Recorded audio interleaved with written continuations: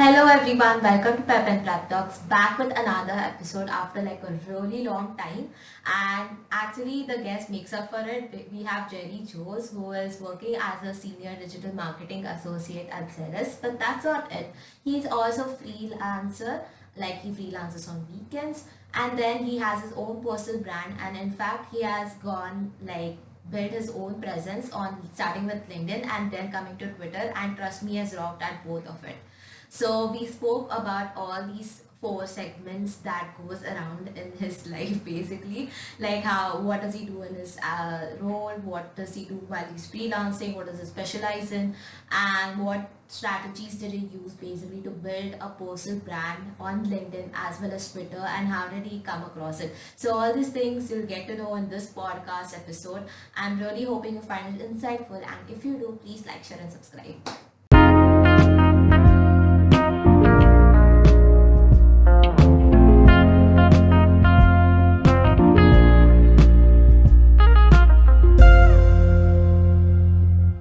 Hey Jerry, it's so nice to have you finally on the podcast. I know we have been rescheduling this many times, so I'm just hoping this recording is successful at the end of the day.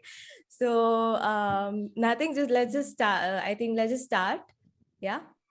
Sure. Thanks, Vilva, for the invite. Yeah. I know we've been trying to get this done from months now, but yeah, I'm hopeful that we'll get this done today in our session. But yeah, I'm really excited to have a conversation around what basically I do and what's personal branding or what's into paid marketing and everything. Hmm. Probably share the limited knowledge that I have from the last 6 years of work that I've been doing. So happy to be a part of it and happy to have that conversation. Yeah, I think your experience will really help the people who are actually willing to do or follow this path of field, let's say. So, Mhm. what we do on this podcast is usually we get people from different backgrounds, right?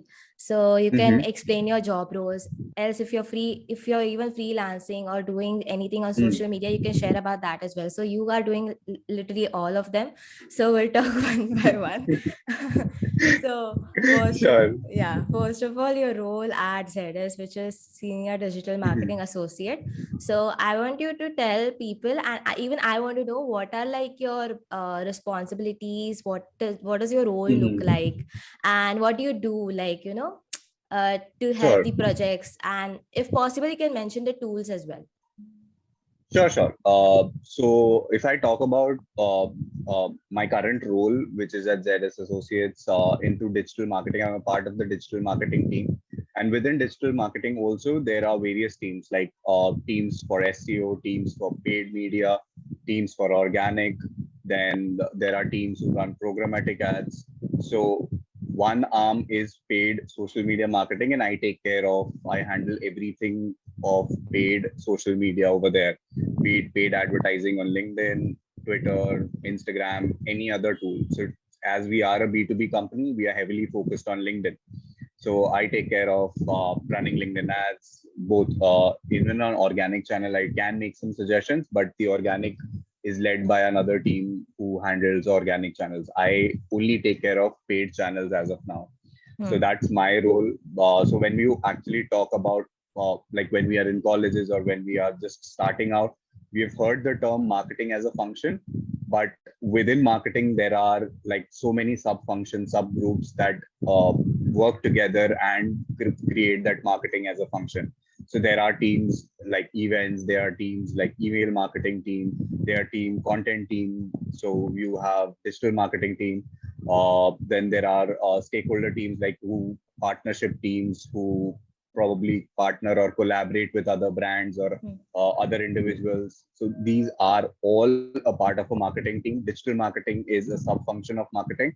And within digital marketing also there is paid media, SEO and all that stuff. So I am a part of that sub team which is into paid social media marketing. So any ads that you see on social media, me and my team handle those for ZS. Understood. Yeah. So I think you specialize mostly in paid marketing only. So Yes. why not shed a light on if someone wants to learn those skills, then how would you proceed? Like if you have to start again. Sure. So when it comes to paid media, being a fresher it's a bit difficult to get into the field because majority of I can speak from startup point of view as well, because my I started my career with a startup. I spent 4 years there. Then I moved to a big organization, which is ES, and it's close to 3 years now here. So when you are into the startup world, you need to take care of anything and everything that comes your way, Hmm. related to paid media. So you'll be running Google ads, you'll be running Bing ads, paid social media advertising into LinkedIn, Facebook, Instagram, whichever industry or company caters to. Hmm. Industry specific platforms are there. If it's a B2B, you'll be focused more on LinkedIn. If it's a B2C, you'll be focused more on Facebook, Snapchat, Quora, whatever tools will be. But if someone who wants to get into paid marketing or paid digital media, uh, typically what I've seen, even with startups or even with big organizations, is they would require minimum of 1 year of experience, Okay. because it's difficult for a fresher, for them to hire a fresher and teach him everything from scratch. So Right. whenever like I'm having an interaction with my batchmates from past, let's say for example, whoever, since I'm an alumni of Christ University, a lot of people from Christ reach out to me, how do we get into social media marketing or paid Hmm. marketing? When it comes to organic media, you can get into any organization as a fresher, as someone who has no experience, because organic channel is something that can be taught, and the level of risk that the company can take on you is higher. Hmm. But when it comes to paid media, since dollars are spent on a daily basis, that level of risk the company wants to reduce, because Right. they would not be giving you thousands of dollars just for to make you teach something from Hmm. scratch. So what they typically do is they hire people with minimum 6 months to a years of either internship experience or Okay. live project experience, because everyone knows that, like, if you've just passed out from college, you cannot expect a 1 year experience from those guys.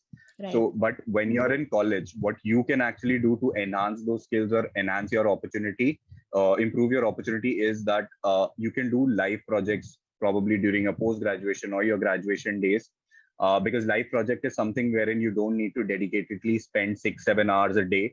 It's just like you need to spend 5 6 hours a week, work on a project with the company, work on their social media, work on Google ads, learn these specific skill sets, which is everyone in the digital media, paid digital media world starts with Google ads. So Hmm. start learning with Google ads, do live projects, do internships on these places, get results, and try and learn what the platform is actually. Once you've run ads, running ads is not a complicated thing, it's not rocket science, anyone and everyone can do.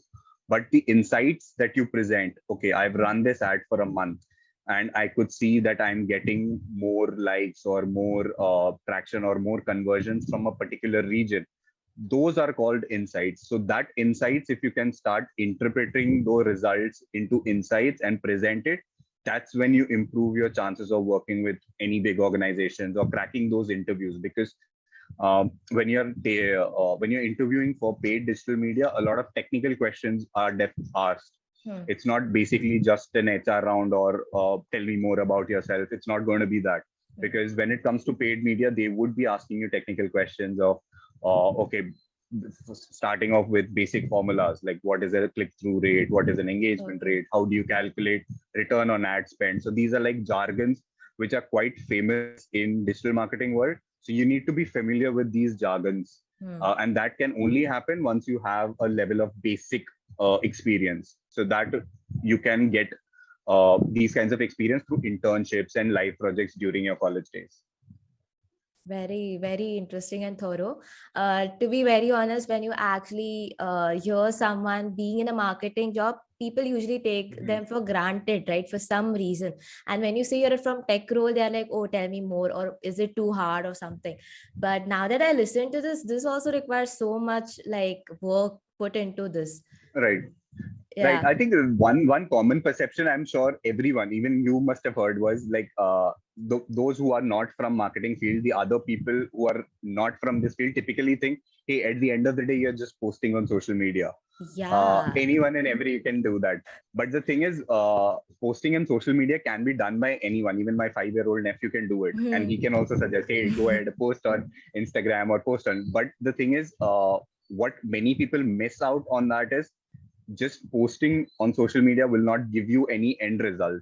Right. Like, be it any organization, be it a small startup or be in a big organization like IBM, Accenture, or anyone, they have a strategy behind why they are posting that content today, why they are not posting that content a week later. So there are what do you call a priority theme for a year, which every organization sets. Like this year, our company is focusing on digital transformation. Digital transformation is a product or a service or any other thing that we'll be selling to our clients. So make sure that the word digital transformation is spread across all your messaging for the year. So that is why you are seeing one particular theme talked a lot about from various organizations. So and creating those media plan again requires a skill set. It's not like you can just say, okay, I feel we can spend $1,000 on LinkedIn, $1,000 on Instagram, $1,000. Does not make sense. You need to back your data, back your recommendation with data. Yeah, so it's like a good combination of marketing and analytics together. And if you Right. make a good sensor and have a good hold of it, then possibly you can do well in this field. But again, it requires a hell lot of experience, I guess. So Right. next up, I think you mentioned marketing manager as well as I don't remember your LinkedIn. Wait, yeah, solutions consultant. Yeah. Yes. So what about that? Like, what do you do? Because I saw in the So brand tagline. Yeah. yeah, so when it comes to a marketing manager is actually responsible for a lot of projects that are going around. Marketing managers typically act as a project managers within marketing team, and they make sure that, let's say, for example, if a particular theme or a particular campaign is running, I have all the content or I have all the materials ready to start that campaign. So let's say, for example, if I, like we were talking about just a digital transformation thing as a major theme. So as a marketing manager, I need to make sure that the landing pages or the web pages are ready for that particular topic. So I get in touch with the web team, web development team. Then I need to get in touch with the SEO team to make sure that all relevant keywords are added to those web pages. Meta titles, meta tags, all the tags are relevant and all the keywords are well researched and added to those web pages. Then I reach out to the social media team and ask them, hey, can you prepare a media mix plan for my campaign? So social media team would create a media mix plan stating that, okay, we can do certain amount of post on which channel, why these channels are important, and if paid media is involved, they would also get back to us saying that, okay, you need to invest 30% of your budget on LinkedIn, 40% of your budget on Twitter, Instagram, and even 30% of your budget on Google ads, programmatic ads. Social media team gets back to me with the media plan, and eventually the content team is there who helps, would be there across all, helping everyone, helping with web pages, helping with SEO, helping with creating ad copies. The creative team would be there to help with all the creatives and make sure that when the campaign is going live, I as a marketing manager have all the assets, all the copies ready, and make sure that I can go live on the date itself. So marketing manager acts as a project manager, runs behind everyone to make sure that things gets ready during the launch date. Yeah, that's like a great overview, I guess. Even I got to know so much. Yeah. So when we last spoke on the call, you said you freelance too. So my first question for you would be, how do you manage time for your job as well as this thing? Is it because both of your skill set is aligned in the same direction? Like in ZS, if you're focusing on digital marketing, which is a part of marketing, is it because of that you're able to do freelancing as well in the same domain or something, or is there something else you do? So when it comes to freelancing, I basically consult startup founders and entrepreneurs with personal branding. Now that's like completely different topic when it comes to paid marketing. Personal branding is something that I was really passionate about from 2019, and I've been posting a lot of content on LinkedIn. So if anyone just goes through my profile, it's just filled with personal branding stuff. Nobody will actually think that he's into paid marketing or he does performance marketing for brands as well. The reason for that is I would eventually, my future aim or goal is to be a well-known uh, a credible source in the field of personal branding. If someone wants to build their personal brand, automatically they should think of either Jerry or Social JJ, the tags that I'm using. So that's why I am very shameless in promoting these two things when it comes to personal branding. But during my weekends, it's when like I spend typically 4 to 6 hours when I actually consult with startup founders and entrepreneurs and guide them on how they can actually build their personal brand on social media. Hmm. Since I have a social media background, so the credibility is there that I've been working in the social media space for 6 years. That brings in a validation point for my clients. And secondly, I have built my own personal profiles, be it on Twitter, be it on LinkedIn, with good Hmm. number of followers, so they can know that I am someone who's credible. I'm not someone who's just saying things or who Hmm. does not have his own personal backing with other profiles.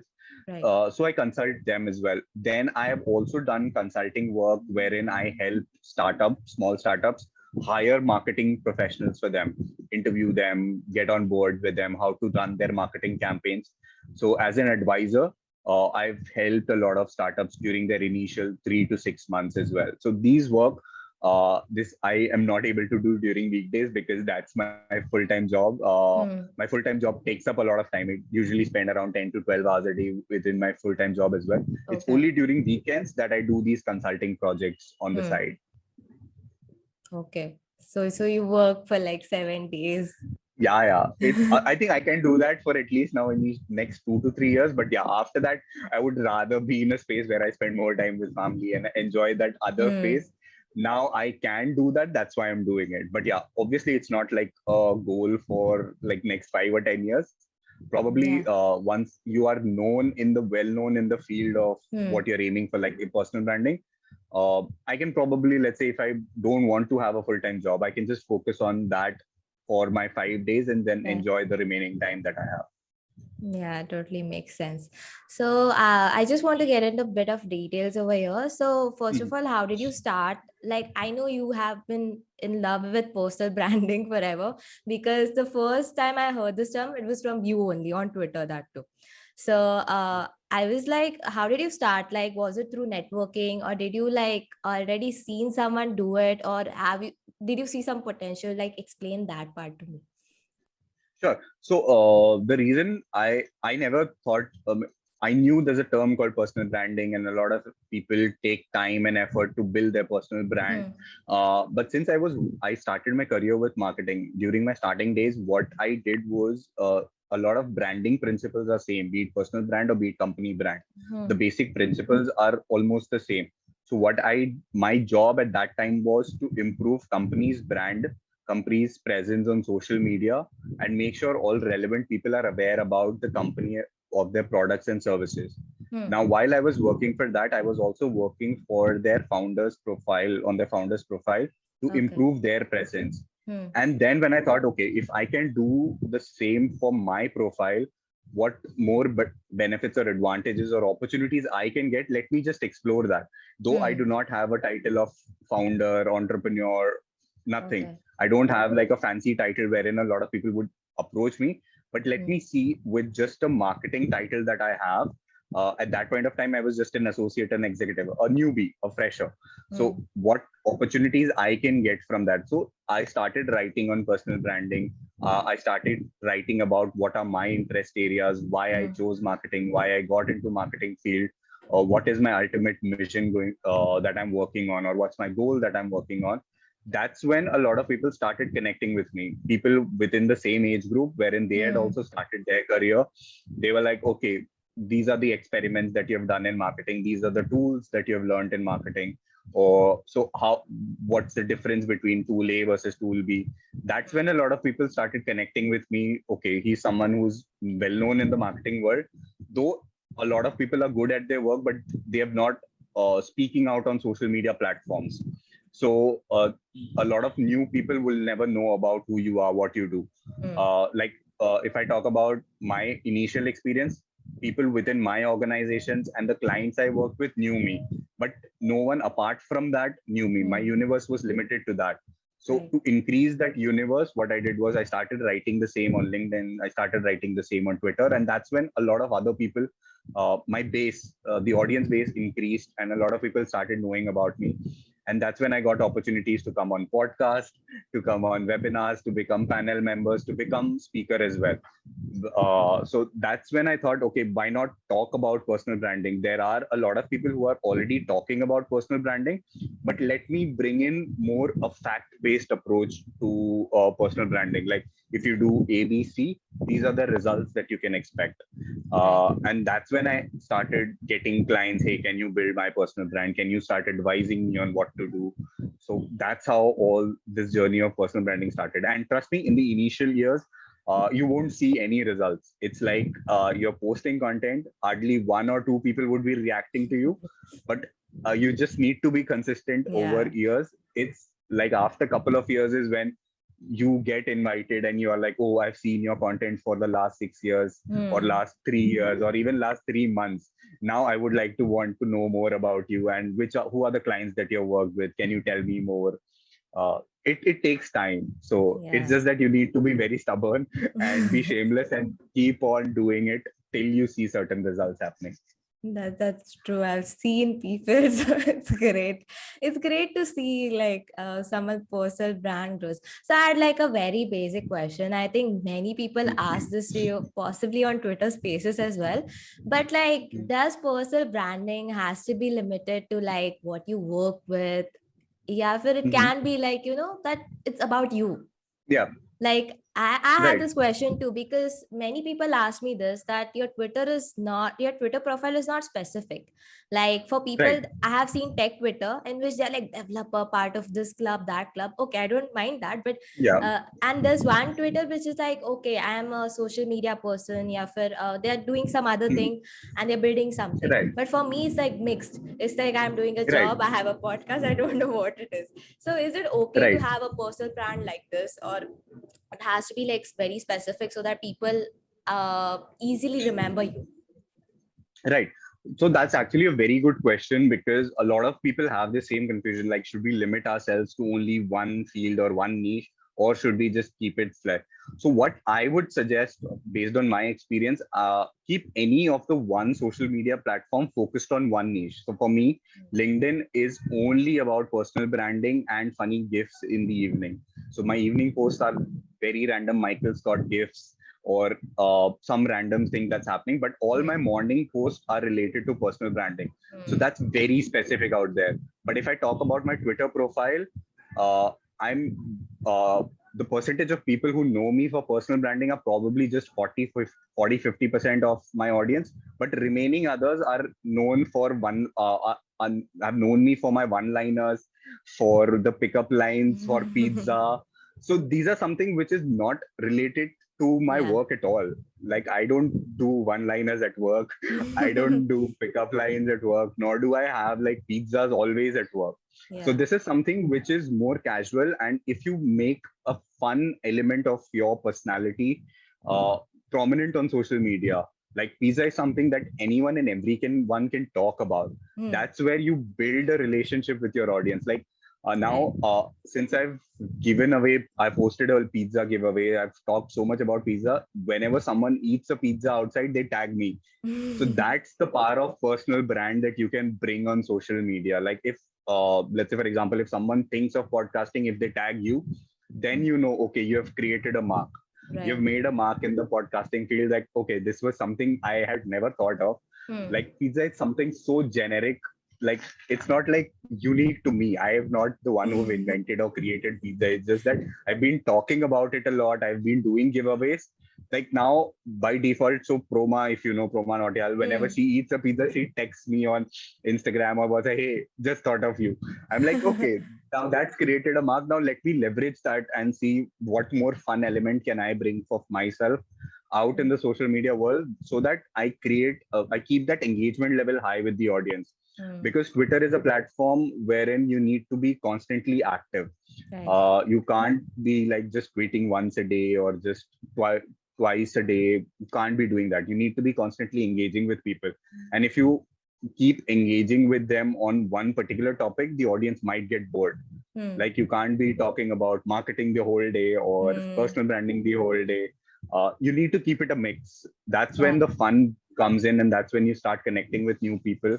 And the best part is I've got more referrals from people who are following my pizza and one liner content than the ones who have following my personal branding content. So that's the fun way wherein Yeah. they'll know you for your work, but they'll connect and resonate and engage with you for your fun content. That's very true. Like it's surprising Yeah. sometimes that your work is not getting you works. Right, exactly. Yeah, so we're done with freelance, we're done with job. And you can't stop talking about personal branding, even though it was a separate section. So we'll just skip to the social media part. so Right. so I know that you are the person who has grown his LinkedIn first, I guess, and then Yeah. came on Twitter and then rocked Twitter also. But what is the magic that you use to actually create the influence that you have right now on both the platforms? Let's go with LinkedIn first. So when I talk about LinkedIn, so a lot of, I think when I started my creator journey on LinkedIn, the myths that I had was it's too serious platform. Hmm. What if I post, like I'm posting about personal branding on LinkedIn, Hmm. but there are a lot of leaders from within my organization and the leaders that I look up to in other organization who I aspire to be. Hmm. What if they look at my content and like, hey, he's just posting about personal branding. What is he? Why is he? Hmm. Why is he working in marketing and doing that? So there were a True. lot of myths that I had and the blocks that I had that I created myself. It's not Hmm. like anyone told me these things. It was just within me. Hmm. But then when I started posting content, I started getting reactions and comments from those people who I had aspired to be. And they were Yeah. like, that's a great content that you have written. It's good that you're writing more on topics that you're not actually working on. Hmm. It shows that you're versatile. It shows that you're working on other things other than work, Hmm. and it also shows that you are increasing, you're improving your knowledge in particular field. Social media is so vast that anything and every you can't master like one thing. You Right. need to have a knowledge of other things, because when you're working for an organization, you need to show your expertise in that field, and that can only happen once you start experimenting in all forms. Since I've been working in the paid media space, organic, I did have knowledge, but now since I'm posting content regularly, I have knowledge of organic channel as well. So the Hmm. organic team can come and consult with me, and I can give them real insights. Hey, why don't we Hmm. try this on organic channel? So when it came to LinkedIn, the only thing what I focused more on was be active on the platform. Even if I'm, let's say, not in the mood or not in the zone to create content, I was active and I was responding to the post that I'm seeing on my feed by commenting or by sharing or by attending LinkedIn lives. Hmm. Attending now, LinkedIn has come up with an audio platform as well. Just attend few sessions. If you have like 15-30 minutes, that's more than enough. Attend those sessions, have a conversation with someone new. If it's an audio event, you can easily have a conversation there. If it's not an audio session, if it's just a post, Hmm. engage with that post. If you like that post, what is the one aspect that you liked about the post, or what's the one new insight that you've got? If even if it's like just a random meme, you can Hmm. just drop a laughing emoji. That is also an engagement. Yeah. So try and engage, stay active on that platform, and by staying active, my profile got enough visibility. So that Hmm. has helped me uh, gain traction on LinkedIn. I followed the same practice. If I talk about Twitter also, I just followed the same practice. It's just copy paste strategy from one platform to the other. Okay. So the key is engagement and consistency, I guess, because Yeah, consistency is the part where we fail to show up most of the times. Because sometimes you don't feel like yourself, you don't feel like engaging, but at the end, just for right, the algorithm to know, you have to show up. So that's one right. thing. So yeah, like I'm done with my questions actually. So I had one random question for you. So I took industrial marketing in like engineering college as an elective, but Mm-hmm. the theory was so boring. So No, that's fair enough. I Yeah, just had one question to you. You did your MBA as well, and I think you specialize in yeah, marketing. So, yeah. like, did you find the theory way too dry, or was it like you liked it so much that you ended up liking both? No, so the thing is, I hated the theory sections because the thing is, I'll tell you the reason why I chose marketing over the other Hmm. specializations that I had was I hate maths. So I hate when it came to anything to mathematical stuff. Hmm. So the best part that I thought was marketing is something wherein whatever answer I write in my exam, it cannot be wrong because it's Okay. just my perspective. Hmm. Because marketing is all about perception that is out there. So I cannot get a zero. I can probably get less marks. So I'm fine. I'm choosing marketing. But then when I got into the lecture space, uh, it was too theoretical. I Hmm. understand. But there are certain frameworks that you need to keep in mind. So what I did was rather than going deep inside the theory aspect, what I did was like hierarchy theories or matrix or any peak matrix that was there or any uh, frameworks that was available. I just learned those frameworks because those frameworks helped me experiment when I actually went on my job, Hmm. went and started my job career. But if you ask me any questions from, so we had a brand management book which was like this thick, all theory, all boring stuff. We never studied for it. We just went and wrote whatever came to our mind, and still we Hmm. passed the exam. Because again, it's perception. Right. So that's when I thought, uh, when it comes to theory, it is very boring. But the hierarchies, the frameworks, or the matrix that you can actually learn, that can actually help you set your foundation right once you start your career. Okay. So don't get too bogged down on too much theory, because when it comes to practical, it will be completely different. Uh, Half of the books that you're learning within India right now in marketing, it dates back way back. I've also got comments from people that they are learning digital marketing through books. I'm like, that's not the way to learn digital marketing. Until and unless you actually experiment on the Yeah. platform, run ads, or post content, you cannot learn. Theory knowledge is completely different from when you get to the practical field. So the only thing I would suggest is just keep your mind open, learn the frameworks, because those are the things that will help you uh, set the foundation right once you start actually getting into your work zone. Okay, so my final two questions, and these questions we are keeping it generic for all the guests basically. Yeah. First one is, how does your day look like any working day? And second Mhm. one is, how do you how did you manage your learn to manage your personal finance just after getting out of college or just getting into the job? Right.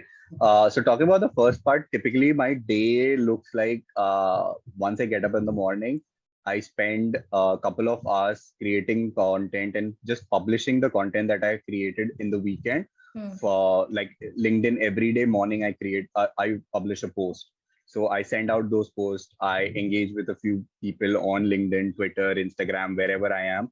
I engage with a few posts, and then after a couple of hours, I get ready for my day job, breakfast and all that stuff. I typically start my day around 10:30. I start my day office work, and it typically goes up till 7, 8, 9, depending on the meetings and the workload for the day. Hmm. So the entire day is just work out there. Then probably engagement happens. So I make sure that I go back, since I'm also a creator on LinkedIn, Twitter, and all. I make sure that whenever I'm taking the breaks, like during lunch or coffee break or even evening breaks, where I spend at least 10 to 15 minutes on these platforms and reply to the comments and engage with them. So that Hmm. makes the algorithm know that this person is active and is just not posted and gone dead. Yeah. So that helps me improve the visibility aspect. And again, I come back like after dinner, just before I go to bed, 10 to 10:30. It's again interacting with people on social media just to maintain that engagement level. But Hmm. it's during the weekend, it's when I actually spend hours creating the content for the week, because I cannot create content during the week because I have very limited time. Right. During weekends, I make sure I block my calendar for a couple of hours and create the content for the next coming week and make sure that everything is ready for publishing this time. And now coming to the second question of managing finances, I think one good thing that I started as soon as I got my first job was start an SIP. I'm not a Okay. financial advisor or Yeah, anything, yeah. but that SIP I started like 7 years back. At that point of time, it was just $1,000 a month. Yeah. Then as and when I got my promotion, I kept increasing that every month. Initially it looked very small, but now after 7 years I can say, okay, it is a very good amount now, Yeah. that is now saved. So make sure that you've started at least your investment plan very early. As soon as you start earning, it Hmm. can be as low as $100 or $300 a month, but if you start compounding that over the next 10 years, Hmm. it can become at least a good amount, wherein god forbids anything happens, like corona happened, a lot of people lost their Hmm. jobs.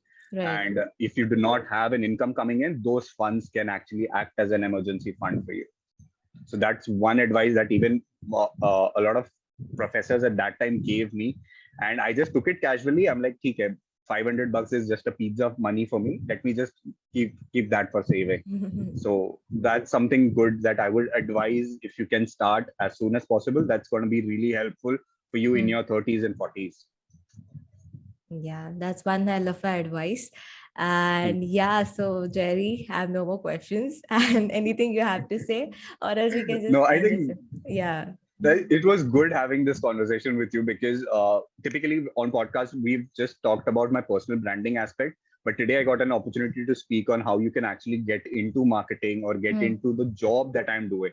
So I'm Hmm. really thankful for that opportunity, and thanks Bilva for inviting me for the session. And it was like I was too excited to have this conversation and happy that I got an opportunity to speak on it. Thank you for that. Okay.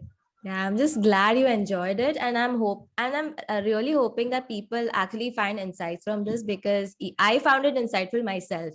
So I think it's going to be great. So I think we should go and, like, enjoy and carry on with our days this morning. Even I Yeah. have to log in.